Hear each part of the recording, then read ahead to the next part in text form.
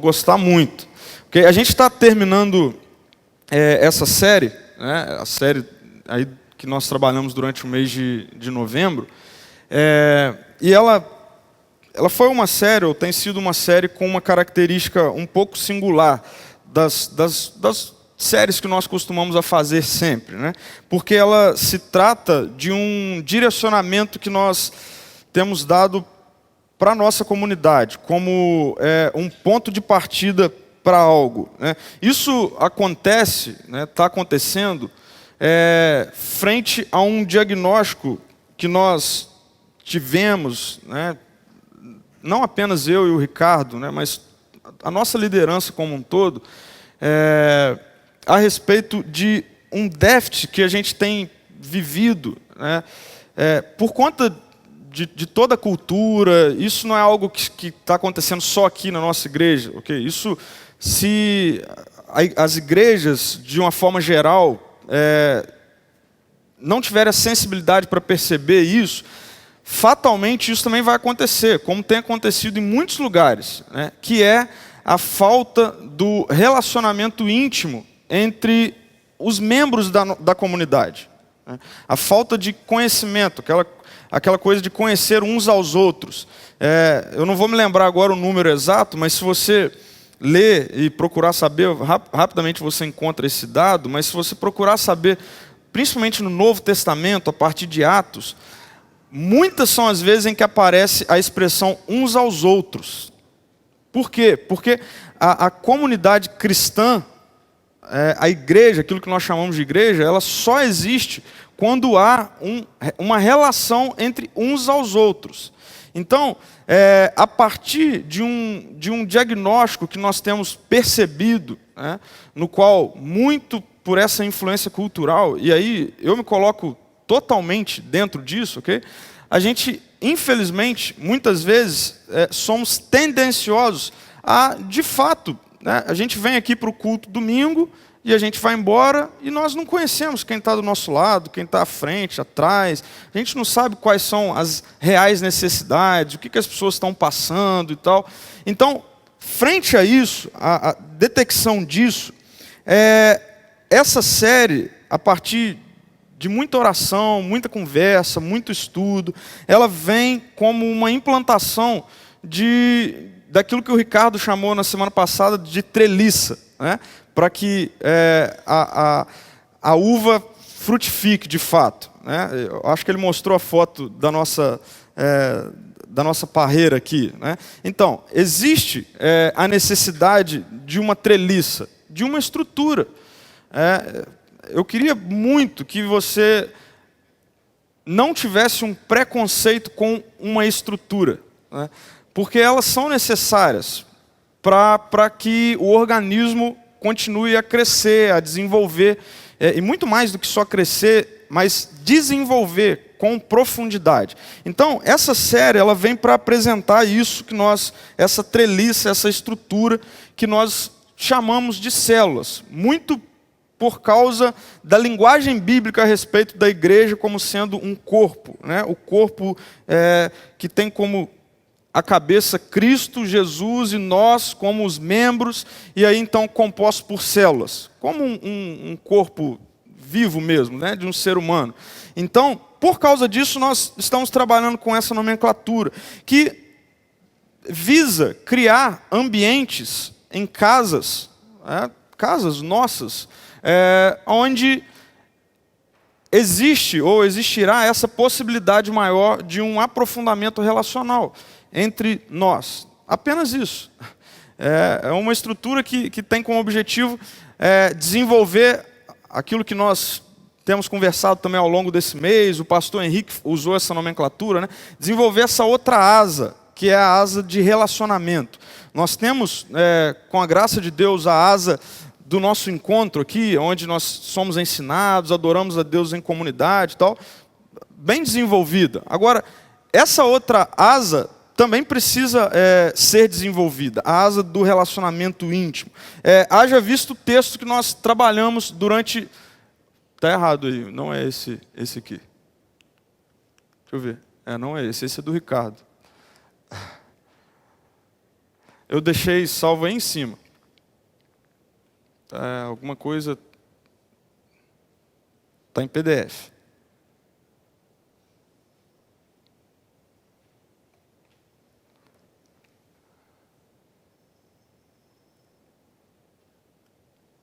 Isso.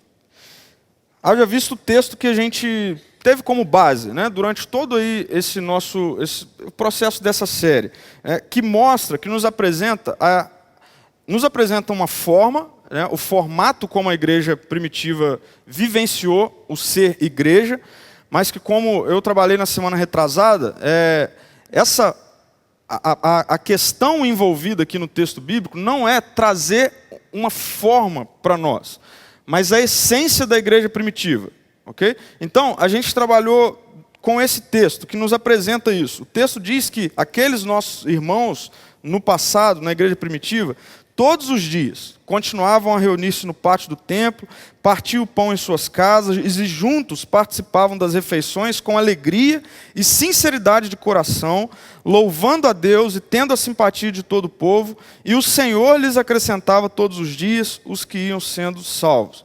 Então, tendo como base esses dois versículos, nós, durante essa série, trabalhamos, primeiro, os dois pilares desse nosso projeto, que é um pilar da comunhão, é o nosso objetivo primário, e também o pilar da missão. Lembra que eu conversei a respeito de, sem dúvida nenhuma, é muito mais fácil, é um ambiente muito mais favorável para eu convidar um amigo meu, que não tem nenhum envolvimento com igreja, cristianismo, etc., para ir à minha casa, e aí a possibilidade dele responder sim, é muito maior, eu falo isso porque eu vivencio isso, do que muitas vezes eu chamar alguém para vir, vamos à igreja, né?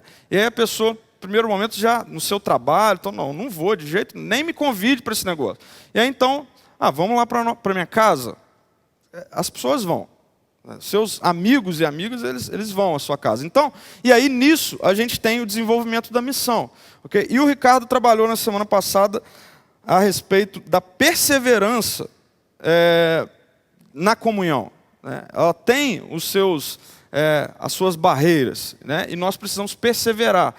Mas, como discípulos de Jesus, cheios dessa nova vida dele, eu tenho certeza absoluta que a comunhão será, como vem dele, será algo extremamente gostoso de se viver uns com os outros. Por que é necessária a perseverança? Por que é necessário a gente olhar para isso, para essa possibilidade de estreitar relacionamentos e até mesmo nos desafiarmos a isso? Porque é um desafio para a nossa geração. É um desafio para a geração em que a gente vive estreitar relacionamentos. Pensa aí, quantas frustrações você já teve. Eu já tive algumas. Então, isso gera, muitas vezes, uma dificuldade da gente se abrir a relacionamentos, a estreitamento, a aprofundamento de amizades e tudo mais. Então, falando, em nossa geração, eu queria trazer algumas características, na verdade, 3 características da geração em que a gente faz parte. Eu não estou dizendo aqui da divisão de gerações, ok? Pensa aqui como, sei lá, nossa era, o tempo em que a gente vive. Nós temos, de uma forma geral, uma geração impaciente.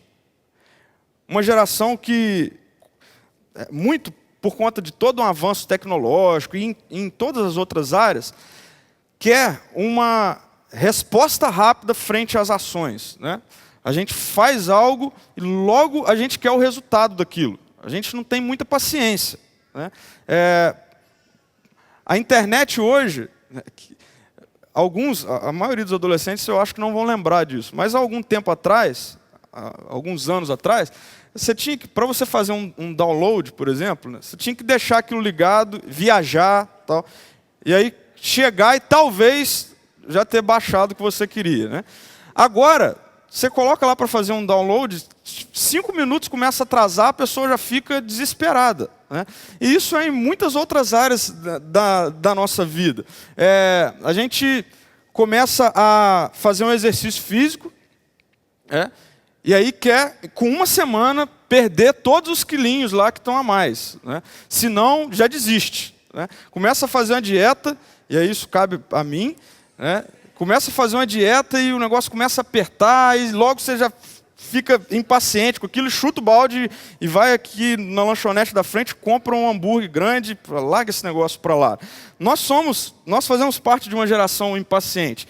Nós também fazemos parte de uma geração muito ocupada, né? Sem tempo. Nós corremos o tempo todo, para lá e para cá, trabalhamos aqui, daqui a pouco a gente já está em São Paulo, daqui a pouco a gente já está em outro estado, e a gente está dirigindo e se não prestar atenção, a gente está respondendo e-mail ao mesmo tempo. Tal. A gente faz tudo porque a gente está com pouco tempo, né? Nossa geração é uma geração ocupada, né? Demasiadamente. E nós também fazemos parte de uma geração disposta a investir.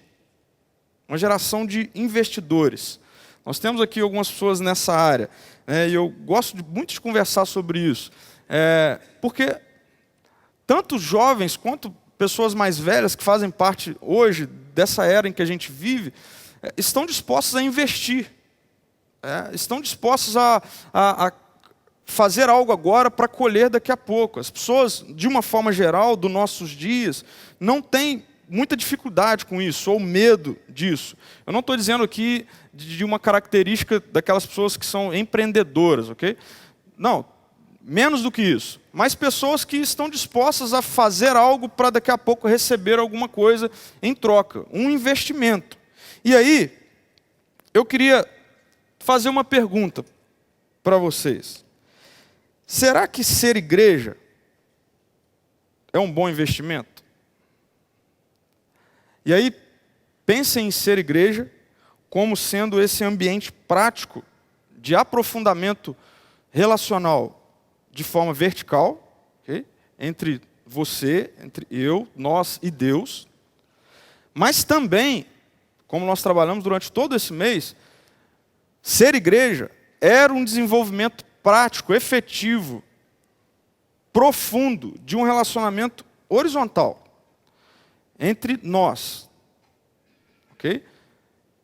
Talvez isso quebre alguns paradigmas. Eu tenho conversado com algumas pessoas que...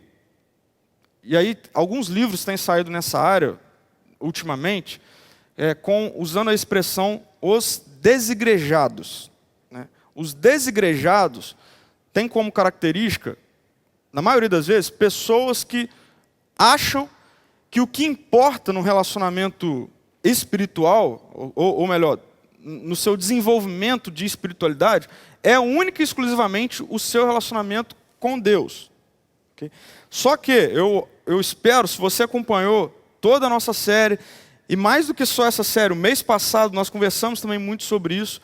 Gente, é impossível ser igreja, na perspectiva bíblica, cristã, preocupados apenas com o nosso relacionamento vertical. Na perspectiva cristã, igreja passa diretamente pelos relacionamentos horizontais, pelos uns aos outros, por nós, na mesma proporção. Vamos lembrar o maior de todos os mandamentos. Ame a Deus e ame o seu próximo. Então, não tem como ser igreja sem essas duas coisas andarem juntas. E aí vem a pergunta: será que ser esse tipo de igreja, será que ser igreja assim, é um bom investimento? Será que isso traz algum retorno? Eu queria, como texto base para nós, que você abrisse sua Bíblia, ou se quiser acompanhar a leitura aqui projetada, na carta de Paulo aos Coríntios, em 1 Coríntios, no capítulo 15, eu vou ler dos versículos 50 a 58. 1 Coríntios 15, 50 a 58.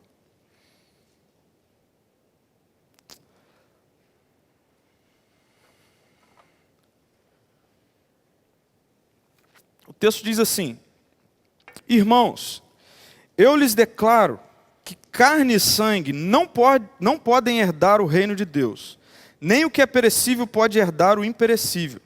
Eis que eu lhes digo um mistério: nem todos dormiremos, mas todos seremos transformados, num momento, num abrir e fechar de olhos, ao som da última trombeta. Pois a trombeta soará, os mortos ressuscitarão incorruptíveis e nós seremos transformados. Pois é necessário que aquilo que é corruptível se revista de incorruptibilidade e aquilo que é mortal se revista de imortalidade. Quando, porém, o que é corruptível se revestir de incorruptibilidade e o que é mortal de imortalidade, então se cumprirá a palavra que está escrita: a morte foi destruída pela vitória. Onde está a morte, a sua vitória? Onde está a morte, o seu aguilhão? O aguilhão da morte é o pecado, e a força do pecado é a lei. Mas graças a Deus que nos dá a vitória por meio de nosso Senhor Jesus Cristo. Portanto, meus amados irmãos, mantenham-se firmes e que nada os abale. Sejam sempre dedicados à obra do Senhor, pois vocês sabem que no Senhor o trabalho de vocês não será inútil. O capítulo 15 de 1 Coríntios é um tratado doutrinário que Paulo faz para aquela igreja, aos Coríntios, que por forte influência da filosofia grega, estava deixando de crer na integralidade do Evangelho, e muito mais, numa parte fundamental do Evangelho, que é a eternidade física de Jesus Cristo. Ou seja, da ressurreição de Jesus Cristo. Por conta da filosofia grega, né, que tinha muito aquela história de que a alma é algo bom, mas o corpo é mau. Então, até eles acreditavam na eternidade da alma, okay? Mas não na ressurreição do corpo.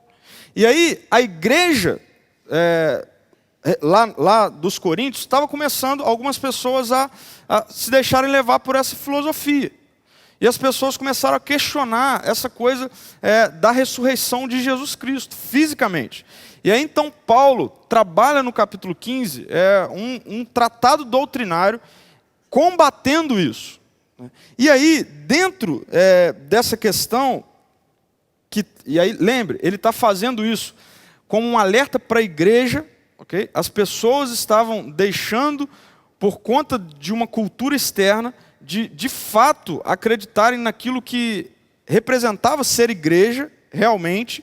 E aí Paulo tem que escrever toda essa parte da carta, exortando e encorajando aqueles irmãos a continuarem a investir no ser igreja, de fato, acreditando em Jesus, na ressurreição do seu corpo.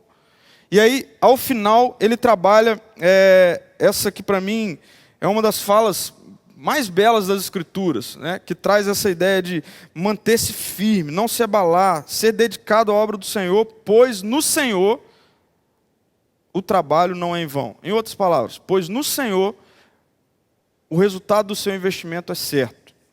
E aí, por que isso é assim quando nós falamos de igreja? Por que a gente garante por que Paulo aqui, as Escrituras, e nós hoje garantimos que no Senhor o trabalho de ser igreja vale o investimento? Eu não sei se você já parou para pensar nisso, mas olha só. Isso acontece assim porque a igreja é uma realidade, e na verdade a única realidade eterna, que é liderada por alguém que venceu a morte. Por que é importante isso? Por que é importante Paulo trabalhar isso? Porque para aquela igreja, a cultura que estava por detrás, a cultura grega, né, de deuses e tudo mais, trazia uma perspectiva de deuses distantes. E aí Paulo tem que trabalhar isso, mostrando a perspectiva do nosso Deus representado em Jesus Cristo como alguém próximo. E isso ecoa para a nossa cultura hoje, dentro das mais diversas possibilidades de desenvolvimento de espiritualidade. A pergunta eu já tive esse debate com algumas pessoas, okay, que seguem religiões, seja, sei lá, budismo, etc.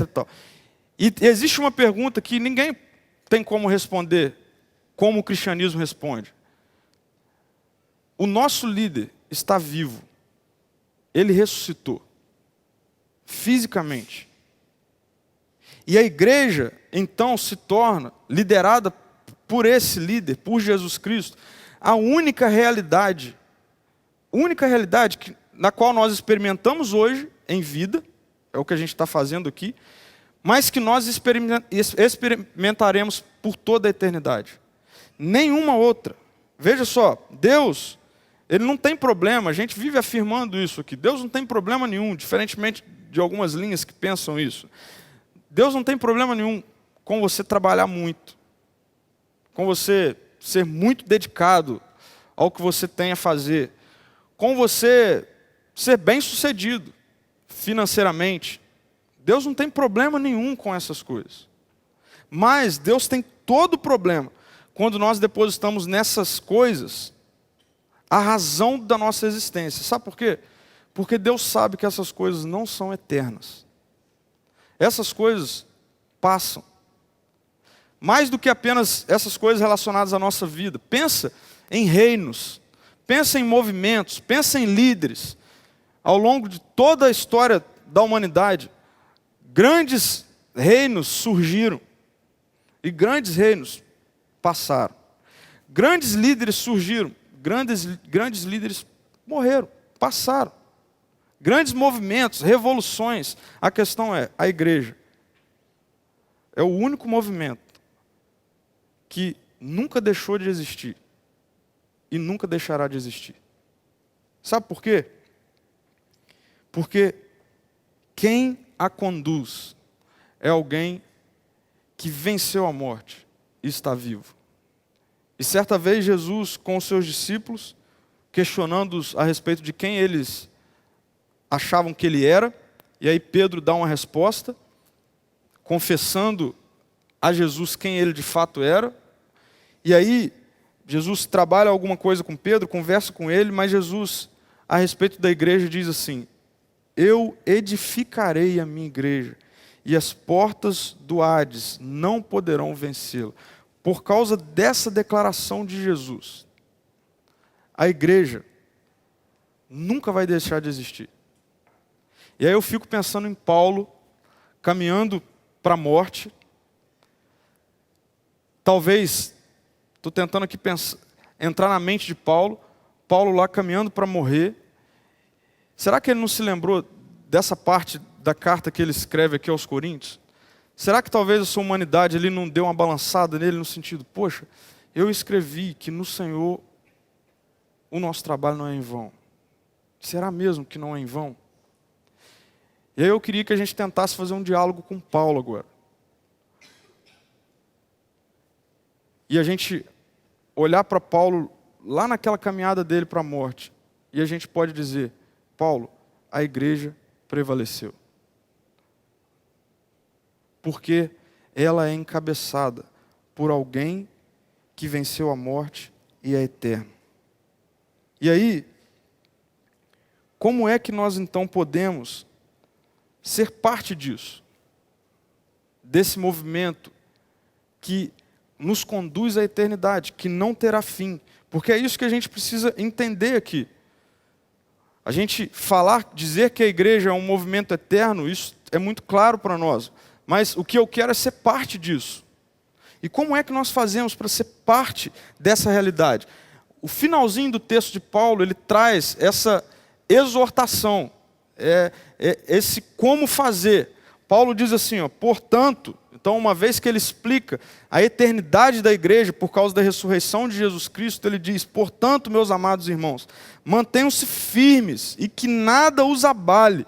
Sejam sempre dedicados à obra do Senhor, pois vocês sabem que no Senhor o trabalho de vocês não será inútil. Como é que nós somos parte disso?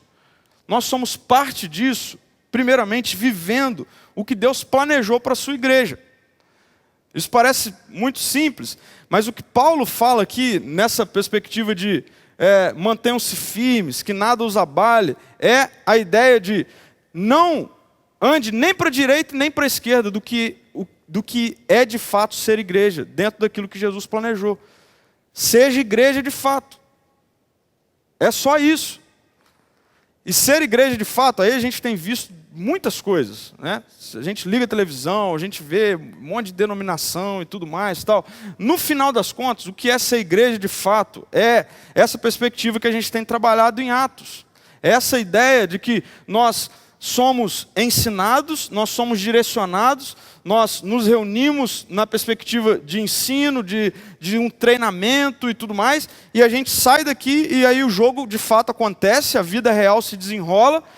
Mas dentro dessa perspectiva de vida real se desenrolando, não é para a gente fazer isso sozinho, com base apenas naquilo que foi ensinado aos domingos. É para a gente ter contatos uns aos outros, ajuda, ombro, rir junto, chorar junto. Algo que, como nós vimos, não vai acontecer aqui, não acontece aqui. Não é essa a possibilidade. Então, como o autor da carta aos Hebreus expressa muito bem, ser igreja de fato é importante, porque, olha só, a alerta do autor da carta aos Hebreus, não deixemos de reunirmos como igreja. Aí eu queria aqui dar um detalhe, o que vocês acham que o autor da carta aos Hebreus estava pensando quando ele usa a expressão igreja? Certamente ele não estava pensando num ambiente como esse aqui. O que o autor da carta aos Hebreus está dizendo aqui, a mente do autor é em como a igreja estava se desenvolvendo. Okay? Em pequenos grupos, em casas. E aí, são nesses ambientes, por que eu afirmo isso? Lembrando, a igreja continuava se reunindo em grupos grandes, mas por que nesse momento aqui, o que está na interpretação do texto, o que traz para nós a ideia da igreja citada por ele, é essa igreja menor, em grupos pequenos e tudo mais. Por quê? Porque ele usa uma característica de ser igreja que só acontece em ambientes pequenos.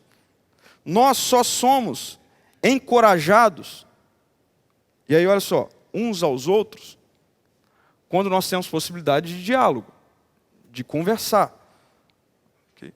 Algo que não está acontecendo aqui agora. Vocês não estão uns aos outros conversando, encorajando.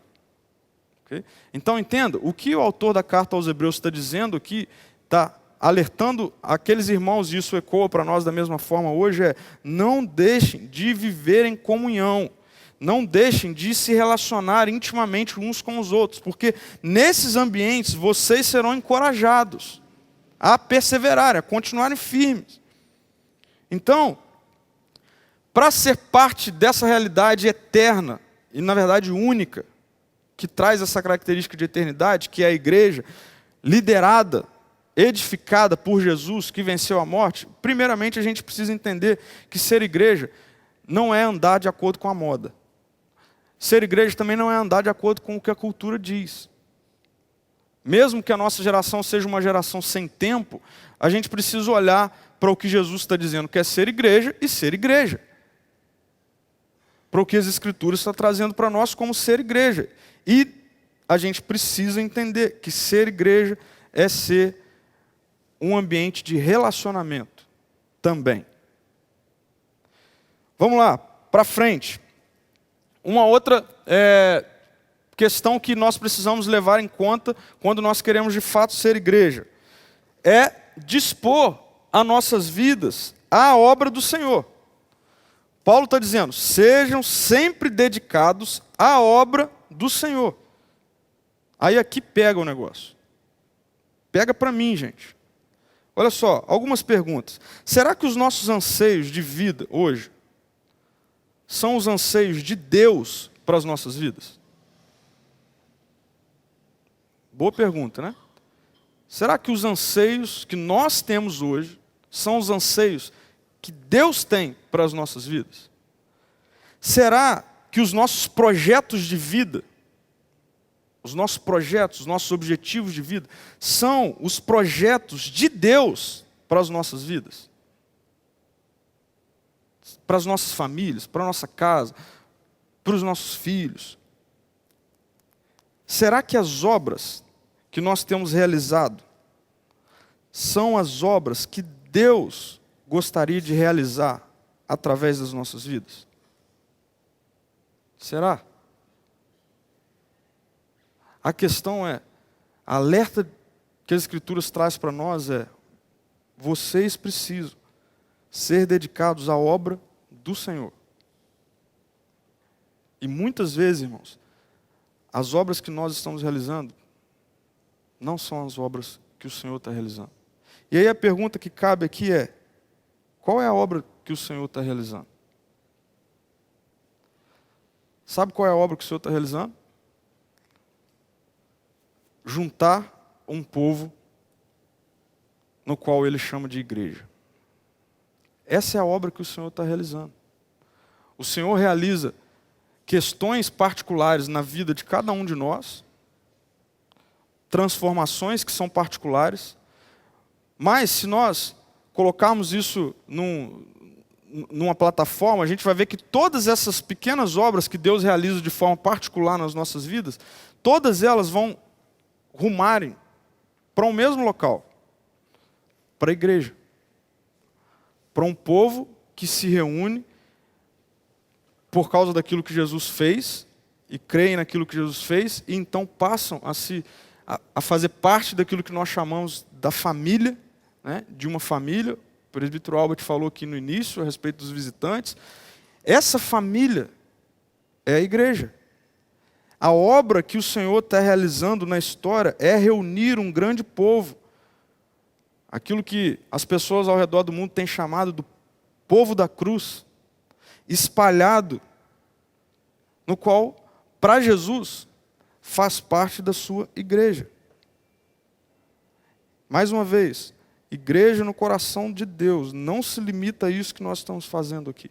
Então, nós precisamos entender, na verdade, mais do que entender, nós precisamos obedecer aquilo que Jesus certa vez disse aos seus discípulos, que passa, e muitas vezes passará pelas nossas vidas, no sentido da gente abrir mão de nossas obras, dos nossos projetos, para viver o projeto de Deus, que é a igreja. Muitas vezes vai passar pela nossa confiança nele. E aí a gente precisa obedecer essa confiança. Olha só o que Jesus diz em Mateus, no capítulo 6, versículo 33. Busquem, pois, em primeiro lugar o reino de Deus e a sua justiça.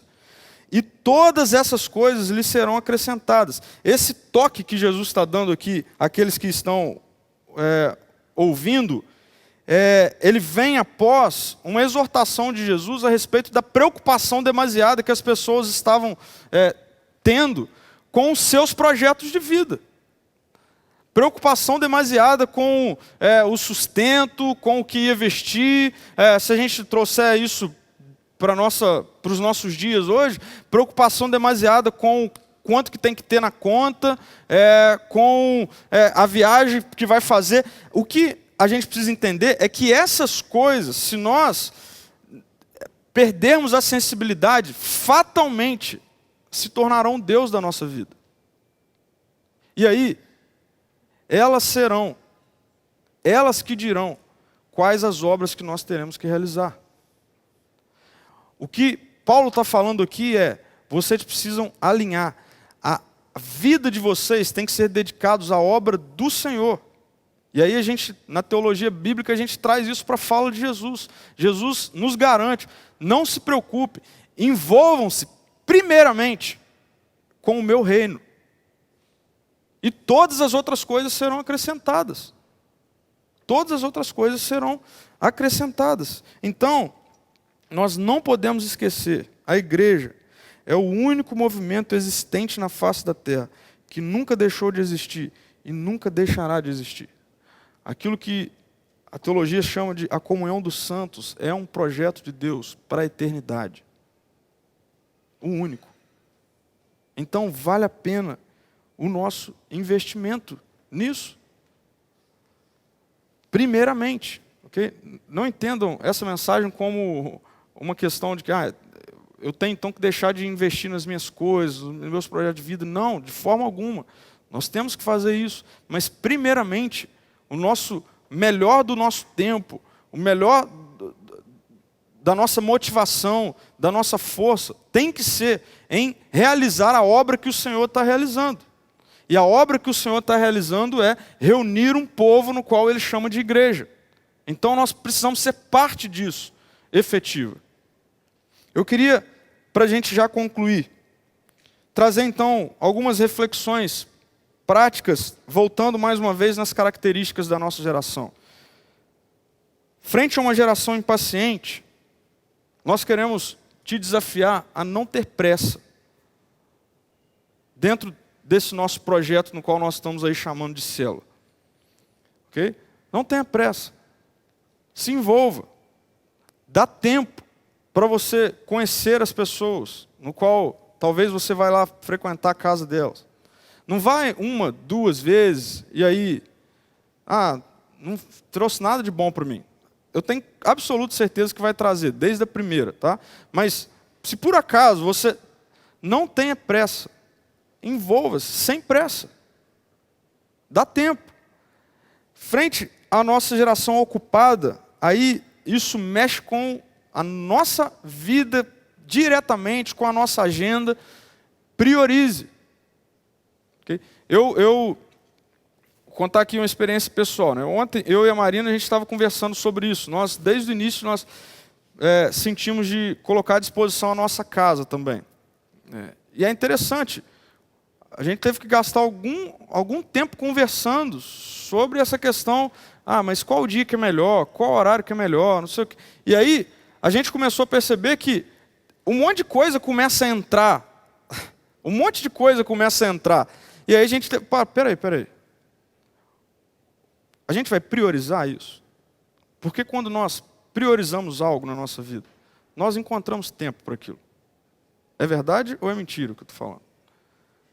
Quando nós priorizamos algo, nós encontramos tempo.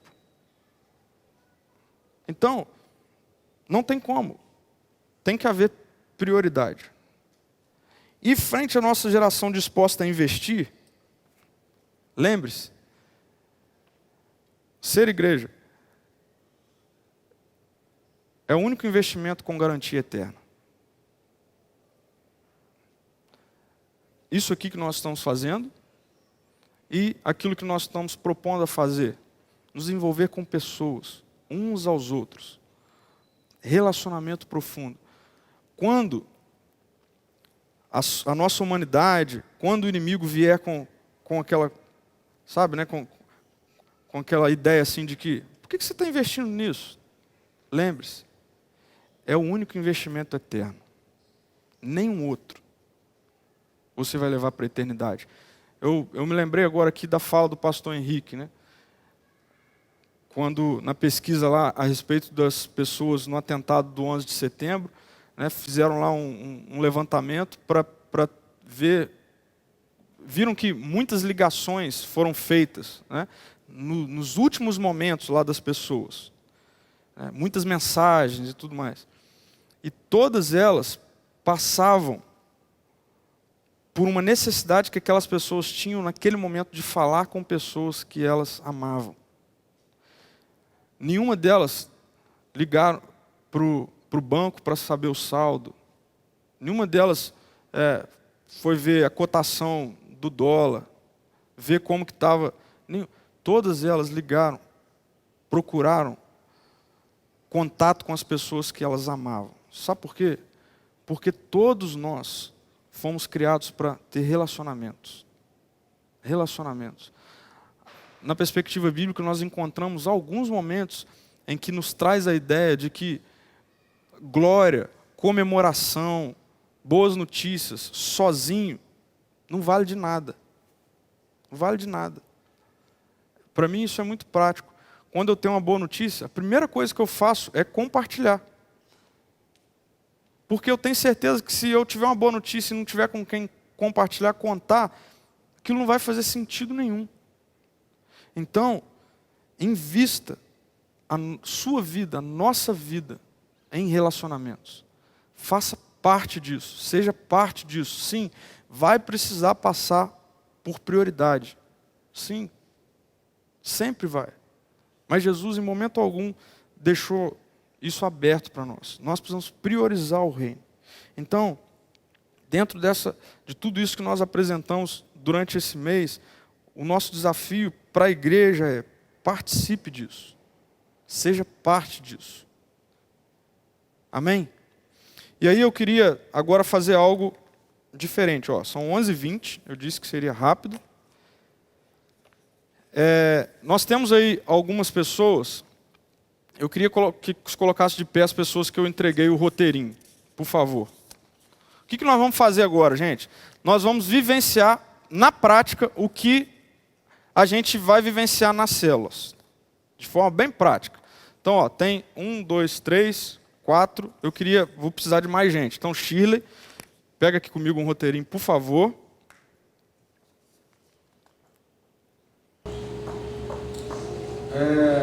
Fernando, pega também, por favor, um. Você pega o Fernando? Deixa eu ver aqui. Henrique, pega aqui, por favor. Veja bem, eu queria que vocês, todos que estão aqui agora, se reunissem, se juntassem, pode mexer a cadeira, forma um círculozinho, em grupos de, no máximo 8 pessoas, tá bom? Por causa do nosso tempo. Então, no máximo 8 pessoas. Ao redor desses que estão em pé aí, por favor. Então, você que está perto e tal, só queria só direcionar de uma vez aqui a Carol do grupo. Quem for pregar vai enviar esse roteiro para os líderes das células, tá bom? Então eles vão receber isso aqui.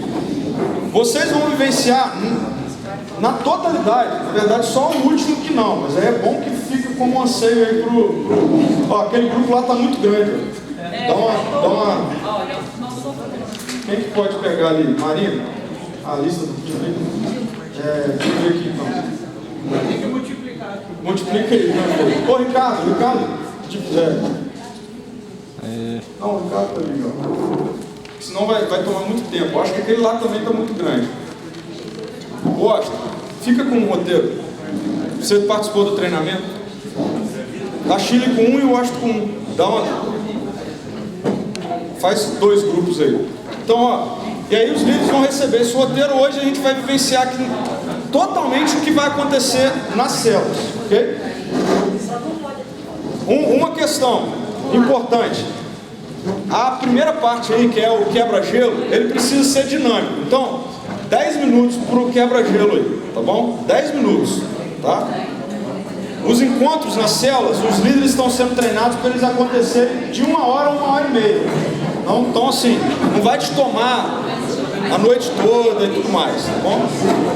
Então, esqueçam que vocês estão aqui nesse prédio e finjam que estão em casa agora.